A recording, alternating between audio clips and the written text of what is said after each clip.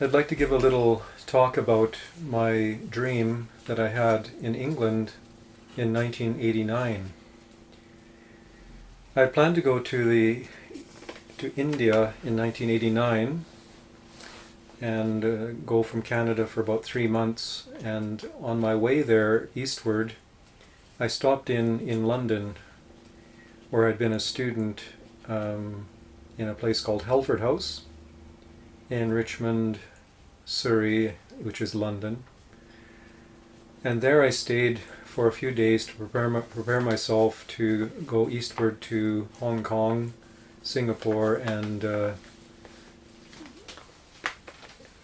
Nepal.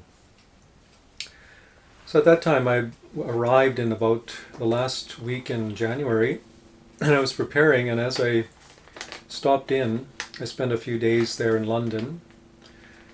And when I got there, I noticed that they were preparing for a Billy Graham crusade.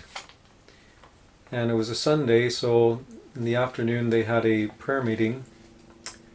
And while I was sitting down after the prayer meeting, a brother came up to me and started prophesying over me.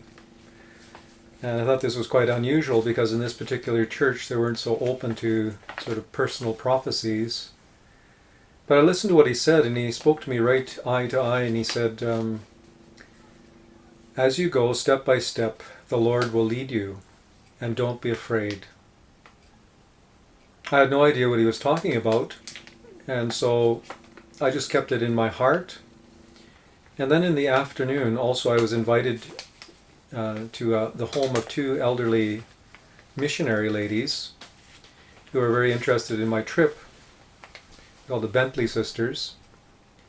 And so I spent time with them, and while I was waiting in their parlor for dinner, we were going to have some food, they said, just sit there, and there's a book there that just popped out of the bookshelf called Chasing the Dragon, a very threatening name. So I looked at the title and I thought, oh, this is interesting. And so the two sisters said to me, well, why don't you take that book with you to Hong Kong, since you're going to Hong Kong first? I said, okay. They said it was a story of a young English lady who was on her way to London, from London to Hong Kong. And she worked among the triads in the walled city in Hong Kong, and gradually led all of them to the Lord. A tremendous story. Her name is Jackie Pullinger. So I stuffed that book in my back pocket, and then I went to the evening meeting and had a very nice time. And after the evening meeting at Helford House, I went next door to my lodging, where Blanche, the lady I knew, who was taking care of the house, where I stayed in 1976 and 77 for 1 year as a student. She said, well, what would you like to drink? So I had a cup of milk and went to sleep. But before I went to sleep, in my room, I opened up the book. And in that book, Chasing the Dragon, there was a little bookmark. And in a Bible verse, I think it was Proverbs chapter 4, it says, up, for the Lord has gone before you. And so right away I felt the Holy Spirit really comfort me that I was doing the right thing by going east. And before I left in Canada, many of my friends discouraged me, saying I would get sick and it wasn't the Lord. And so I went by faith. And so in the evening I went to sleep, and during that time in the evening I had a dream. And in this dream I was on the beach on the English Channel, on the English side. It was a beautiful sunny day. And I saw to myself, I looked over to the other side, to France, and I said, oh, wouldn't it be nice to go over to France? Such a beautiful day. And I looked to my right, and I had this little rubber dinghy. And immediately I got up and began to drag the little rubber dinghy over to the water, and suddenly a big storm and dark clouds rolled in. And wind came up, and the waves became very heavy, and suddenly I was in fear. I said, what am I doing?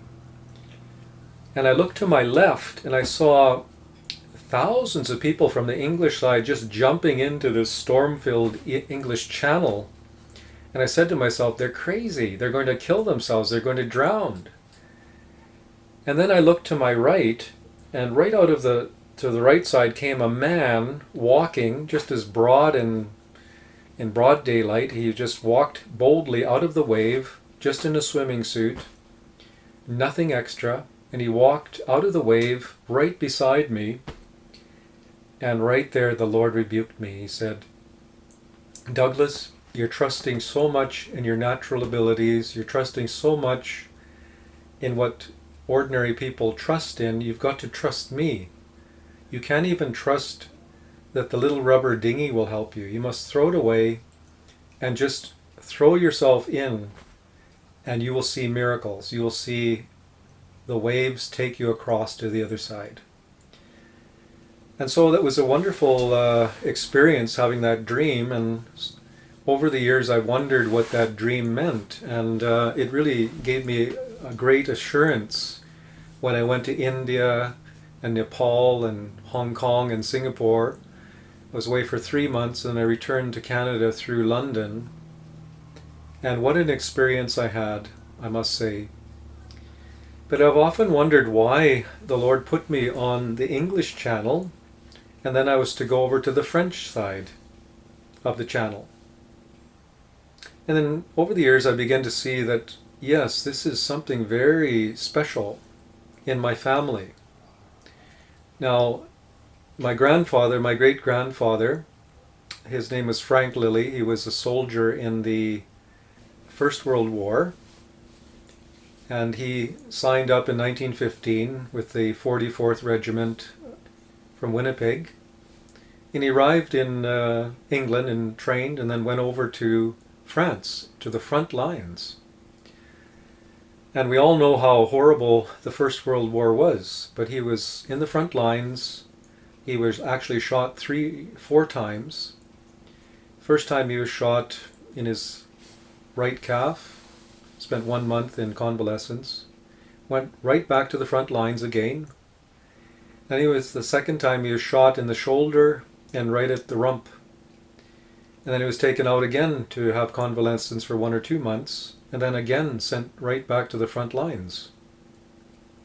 In his last expedition, he was in all the major battles of the First World War, the Somme, Vimy Ridge, and there he was decorated with another soldier, had taken out a machine gun as the Canadians advanced and broke through the German lines.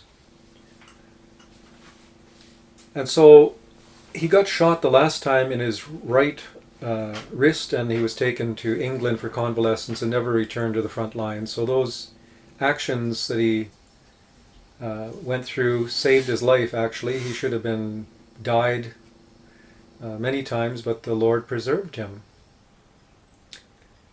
And then also in the Second World War, my father, he was 20 years old when he went over into France and Belgium and Holland. He also was a soldier, and he fought in France for the freedom of what we have today, the Western world. He was also shot 1 time. He saw many of his friends die around him. And miraculously, just a young man of 21 years old, he went over on the D-Day. He went through all the trials of a soldier in war.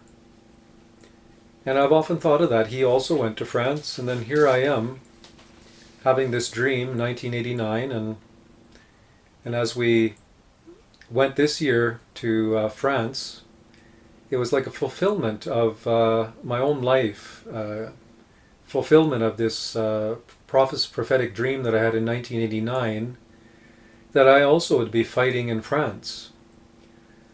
And so we left this year to go to France, and what a time we had. And so that's the little dream I've had and explanation. And it explained to me, one of the things the Lord explained to me through this dream, this vision, was in the last times that God is raising up His army, His spiritual army, And we're not battling with flesh and blood, we're battling with principalities and powers and world rulers of darkness, according to Ephesians chapter 6. And I believe this time the Lord is raising up an army to go into France, because this land is very strategic in God's plan for revival and also for the return of the Jews, the exodus of the Jews back to Israel.